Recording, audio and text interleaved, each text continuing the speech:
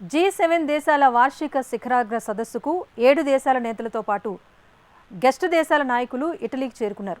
ప్రధాని నరేంద్ర మోదీ సైతం ఇటలీ చేరుకున్నారు. అతిథులకు ఇటలీ ప్రధాని జార్జ్ మెలోనీ ఘన స్వాగతం పలుకుతున్నారు. అయితే ఈ సమావేశాలకు వచ్చే G7 నాయకుల్లో ప్రధానంగా ఎన్నికల్లో గెలిచి స్ట్రాంగ్ లీడర్గా ఓ లీడర్ ఎదిగితే మిగిలిన 6 నేతలు మాత్రం దేశీయంగా రాజకీయ ఇబ్బందులు ఎదుర్కొంటున్నారు. అయితే స్ట్రాంగ్గా ఉన్న ఆ లీడర్ ఎవరు? వీక్గా ఉన్న ఆ 6 నేతలు ఎవరు? What the story? G7 నాయకుల్లో స్ట్రాంగ్ గా ఉన్నది ఎవరు? G7 లో 6 లీడర్లు అధికారం కోల్పోతారా? గ్లోబల్ స్టేజ్ పై ఇటలీ ప్రధాని దూసుకెళ్తారా? ఇటలీలోని అపులియా ప్రాంతంలో విలాసవంతమైన బోర్గో ఎగ్నాజియా రిసార్ట్ లో G7 శిఖరాగ్ర సదస్సు అట్టహాసంగా మొదలైంది. 7 దేశాల కూటమి G7 లో సభ్యులుగా United States, United Kingdom, Canada, Germany, Italy, Japan, France దేశాలు ఉన్నాయి. ఈ 7 దేశాల కూటమి ఏటా సమావేశమై ప్రపంచ ఆర్థిక పాలన, అంతర్జాతీయ భద్రత వంటి పలు సమస్యలపై చర్చించి పరిష్కారాలను సూచించనుంది.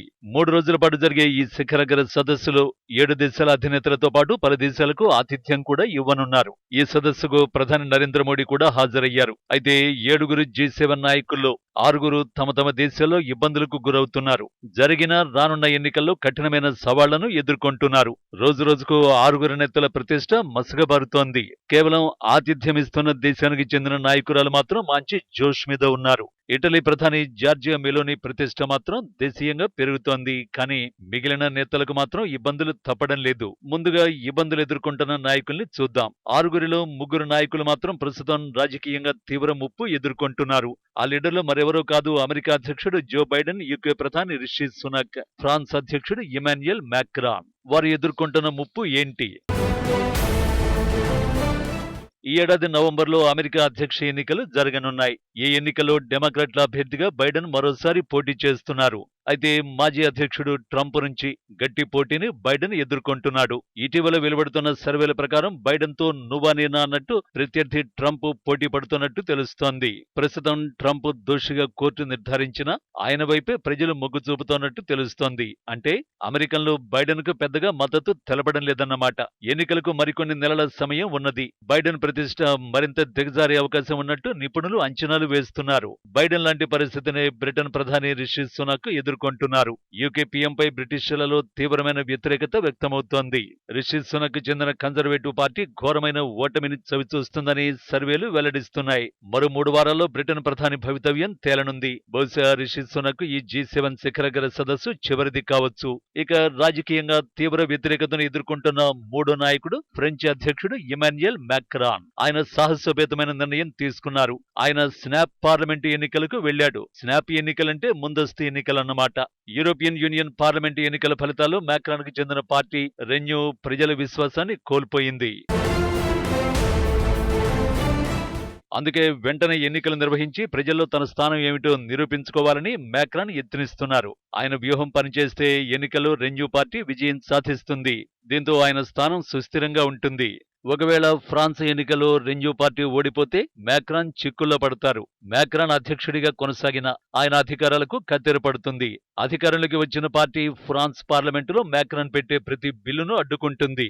సింపుల్ గా చెప్పాలంటే 2027 వరకు తన పదవీ కాలం ఉన్న అధికారం లేని అధ్యక్షుడిగా మాక్రాన్ మిగిలిపోతారు. బైడెన్, రిషి సునాక్, మాక్రాన్ ఇబ్బందులను ఎదుర్కొంటున్నట్టు స్పష్టమైంది. దేశీయంగా సమస్యలు ఎదుర్కొంటున్న మరో 3 G7 నాయకులు Germany chancellor Olaf Scholz, Canada ప్రధాని జస్టిన్ ట్రూడో, జపాన్ ప్రధాని ఫుమియో కిషిదా గురించి ఇప్పుడు తెలుసుకుందాం. జర్మనీ ఛాన్సలర్ ఓలాఫ్ స్కోల్జ్ సైతం మాక్రాన్ తరహాలోనే రాజకీయంగా ఇబ్బందులు ఎదుర్కొంటున్నారు. EU ఎన్నికల్లో స్కోల్జ్ పార్టీ 3వ స్థానానికే పరిమితమైంది. స్కోల్జ్ స్వయంగా ప్రచారం చేసినా మెరుగైన ఫలితాలు రాబట్టడంలో ఆయన పార్టీ విఫలమైంది. సింపుల్ గా చెప్పాలంటే ప్రజల నుంచి స్కోల్జ్ కు మద్దతు కరువైందని చెప్పొచ్చు. అయితే మాక్రాన్ తరహాలో వెంటనే ఎన్నికలకు స్కోల్జ్ వెళ్లడం లేదు. ముందస్తు ఎన్నికలకు వెళ్లేది లేదని ఓలాఫ్ చెప్పారు. ఎన్నికల కంటే ప్రజా వ్యతిరేకతను తగ్గించే దిశగా అడుగులు వేస్తున్నారు.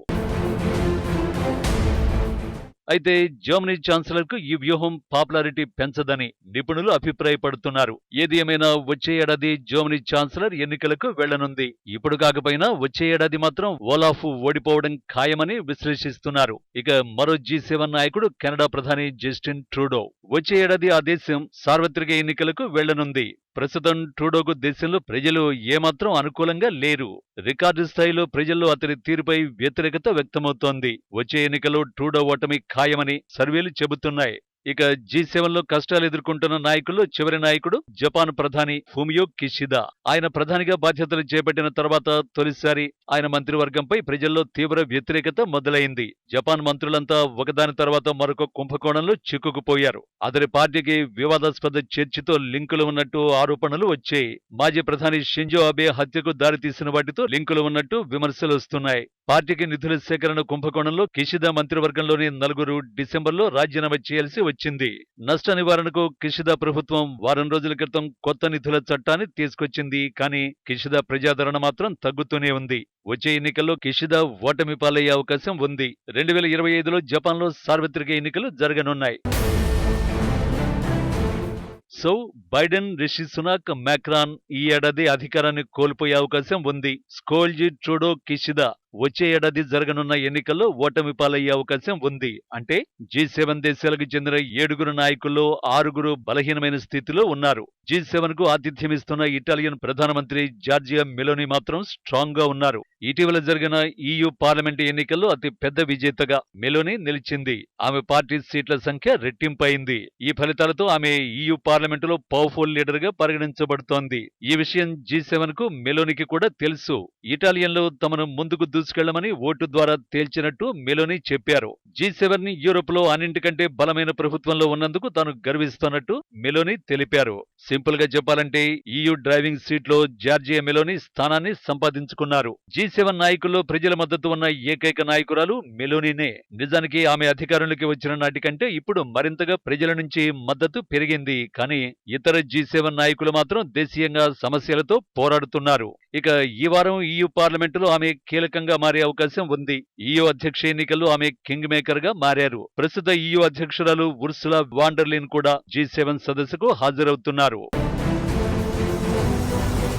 జర్మనీ ఛాన్సలర్ స్కోల్జ్, ఫ్రాన్స్ అధ్యక్షుడు మాక్రాన్, ఇటలీ ప్రధాని మెలోనీతో కలిసి G7లో కూర్చుంటారు. EU పార్లమెంటులో సంకీర్ణ ప్రభుత్వం ఏర్పాటుకు యత్నిస్తున్నారు. 3 నాయకుల్లో EU అధ్యక్షురాలికి కనీసం 2 నుంచి మద్దతు అవసరం. మెలోనీతో మద్దతు అందుకోవడానికి సిద్ధంగా ఉన్నారు. ఉర్సులకు మెలోనీ మద్దతిస్తే EU కమిషన్లో కీలక పదవిని కట్టబెట్టాల్సి ఉంటుంది. ఇది ప్రపంచ నాయకురాలిగా ఆమె స్థానాన్ని మరింత సుస్థిరం చేస్తుంది. ఇప్పుడు ఆమె G7 సహచరులు గ్లోబల్ స్టేజిపై కీలక పాత్ర పోషించేందుకు ఏమాత్రం సిద్ధంగా లేకపోవడం ఆమెకు కలిసొస్తోంది.